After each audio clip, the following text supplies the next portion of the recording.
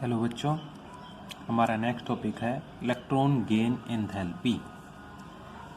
Electron gain enthalpy या energy से नाम से ही पता लगता है। इलेक्ट्रॉन यानी इलेक्ट्रॉन है, गेन मतलब ले लिया, एंथैल्पी मतलब एनर्जी।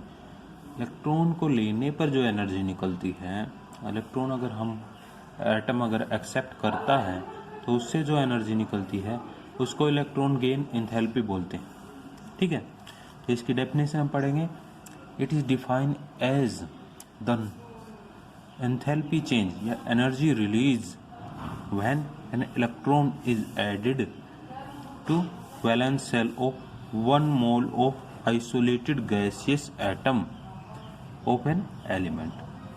एक आइसोलेटेड गैसियस एटम एक mole of isolated gaseous atom जितनी एनर्जी रिलीज करता है इलेक्ट्रॉन लेने पर, तो फिर वो होगी उसकी इलेक्ट्रॉन गेन एंथैल्पी या एनर्जी। ठीक है, अब इसका एग्जांपल लेंगे कि भाई ये कोई भी एक एटम है, गैसेस फॉर्म में है, उसने एक इलेक्ट्रॉन ले लिया। ठीक है, इलेक्ट्रॉन ले लिया तो उसमें उसके ऊपर नेगेटिव चार्ज आ गया, उसने साथ साथ में कुछ एनर्जी रिलीज भी, उसने 1 किलो जूल एनर्जी रिलीज की। ठीक है, तो इसी एग्जाम्पल लिया। दूसरा ऑक्सीजन का लिया, ऑक्सीजन गैस ली, उसने एक इलेक्ट्रॉन ऐड किया, इलेक्ट्रॉन ऐड करने के बाद उस पर नेगेटिव चार्ज आ गया और उसने एनर्जी रिलीज की कितनी, डेल्टा Eg मतलब इलेक्ट्रॉन गेन एंथैल्पी के लिए एनर्जी है, और 1 मतलब पहला इलेक्ट्रॉन लिया है, तो वो होगी -141 किलो जूल पर मोल एनर्जी रिलीज है इसमें।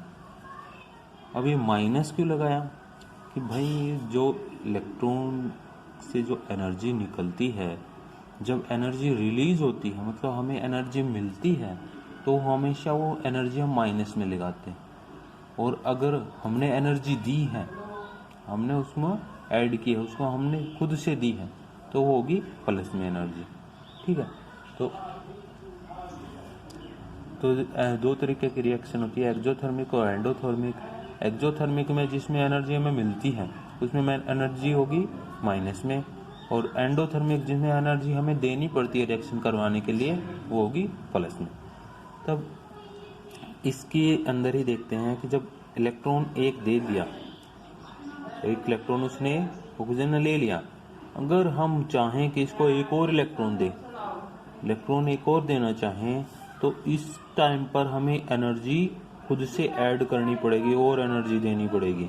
ठीक है, तब जाकर के 2 नेगेटिव बनेगा। इसीलिए जब एनर्जी होगी उसकी, उसमें खुद से देनी पड़ेगी, इसलिए वो पॉजिटिव होगी, और वो कितनी होगी 780 किलो जूल। ठीक है, अब क्वेश्चन आता है कि पहली बार दिया तो हमें एनर्जी मिली, और दूसरी बार एक और इलेक्ट्रॉन ऐड करने तो और मिलनी चाहिए थी, ये हमें क्यों देनी पड़ रही है? ये तो गलत बात हो गया, हम खुद से क्यों दे रहे हैं कि जो पहले तो मिल रही थी, अब एक और दे दिया तो उससे फिर और मिलनी चाहिए थी, ये तो हमें खुद से देनी पड़ रही है। तो यही क्वेश्चन बनता है कि first electron gain enthalpy is negative, यानी कि उसमें हमें मिलती है, बट सेकंड है इलेक्ट्रॉन गेन एंथैल्पी वो पॉजिटिव है, यानी हमें खुद से देनी पड़ रही है। इसका क्या कारण है, क्यों है ये? तो इसका कारण है भाई कि नॉर्मली हम समझे तो कि एक एटम है, उसके पास पहले से कुछ इलेक्ट्रॉन होंगे, हमने एक इलेक्ट्रॉन उसको और दे दिया, तो उसके ऊपर क्या होगा, नेगेटिव चार्ज हो गया। नेगेटिव चार्ज हो गया, हम एक और इलेक्ट्रॉन उसका देना चाहते हैं, तो फिर क्या होगा, उसके ऊपर पहले से नेगेटिव चार्ज है और आने वाला इलेक्ट्रॉन हो उस पर नेगेटिव चार्ज है, तो क्या करेंगे, आपस में रिपेल करेंगे। रिपल्शन होगा तो फिर क्या होगा, हमें अगर ऐड करना ही है तो ऐड करने के लिए हमें उसको जोर देंगे इलेक्ट्रॉन पे, उसको धक्के से जोर से एनर्जी दे करके उस इलेक्ट्रॉन को उसके अंदर डाल देंगे। देखते हैं कि पहली इलेक्ट्रॉन गेन एंथैल्पी है delta Eg, electron gain enthalpy की फर्स्ट है। Enthalpy is negative due to attraction between nucleus and the incoming electron. Nucleus के ऊपर अभी न्यूक्लियस तो पॉजिटिव चार्ज होता है और आने वाला इलेक्ट्रॉन नेगेटिव है, तो उसमें अट्रैक्शन होगा, इसलिए वो उसको अपनी तरफ खींच लेगा। लेकिन but second gain enthalpy is positive because energy has to be given from outside to overcome the repulsion between anion, यानी जो पहले नेगेटिव बन गया है, and electron because of some charge in change in them. अभी पहला electron आने के बाद उस पर नेगेटिव चार्ज आ गया और दूसरा इलेक्ट्रॉन आ रहा है तो वो भी नेगेटिव है, तो नेगेटिव नेगेटिव का रिपल्सन होगा, उसके लिए हमें अलग से एनर्जी उसको देनी पड़ेगी, इसलिए पॉजिटिव होगा। अब है factor affecting electron gain enthalpy. कौन कौन से फैक्टर हैं वो इलेक्ट्रॉन गेन एंथैल्पी को इफेक्ट करते हैं? तो उसमें पहला फैक्टर है एटॉमिक साइज। एटॉमिक साइज घटता है बढ़ता है, उसका क्या इफेक्ट पड़ता है उस पर electron gain enthalpy? As the size of atom increase the radius of atom increase. अगर साइज बढ़ेगा एटम का तो उसकी रेडियस भी बढ़ेगी। And from the attraction of nuclear charge decrease and electron gain enthalpy is less.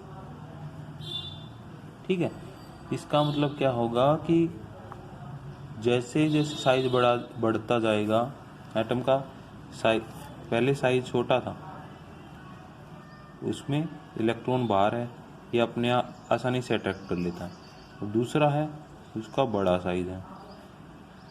अब electron से इसकी न्यूक्लियस की दूरी है ये बढ़ गई तो अट्रैक्शन कम होगा, अट्रैक्शन कम होगा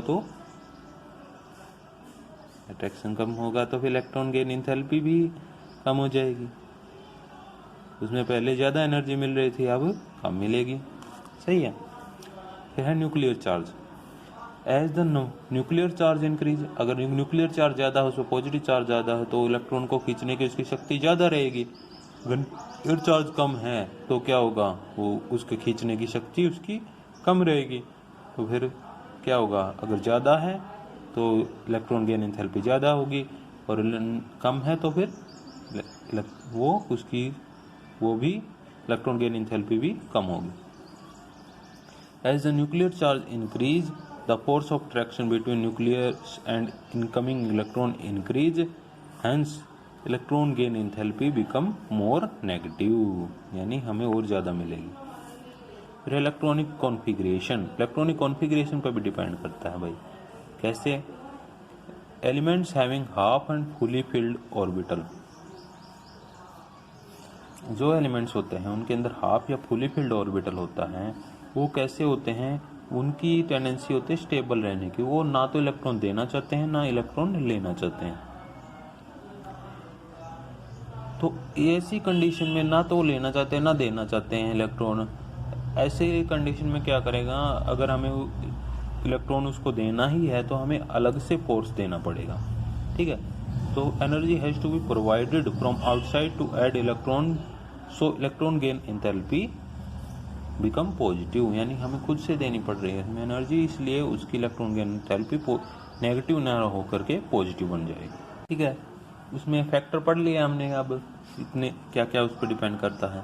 अब हमारा पीरियोडिक टेबल के अंदर इसमें कैसे इलेक्ट्रॉन गेन एंथैल्पी है वो घटती बढ़ती है, तो इसको और पढ़ लेते हैं।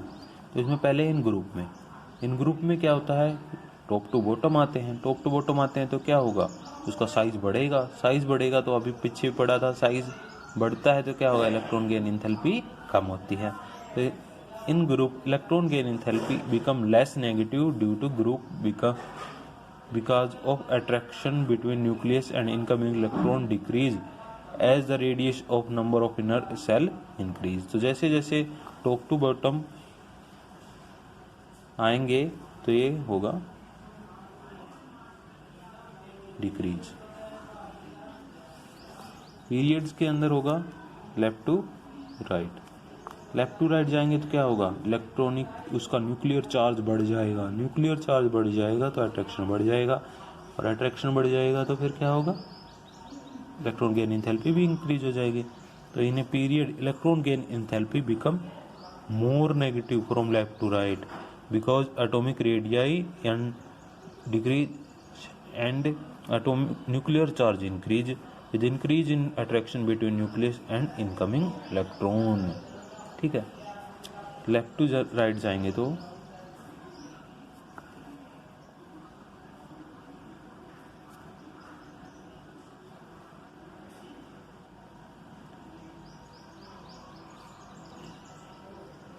ईजी है ये इंक्रीज होना।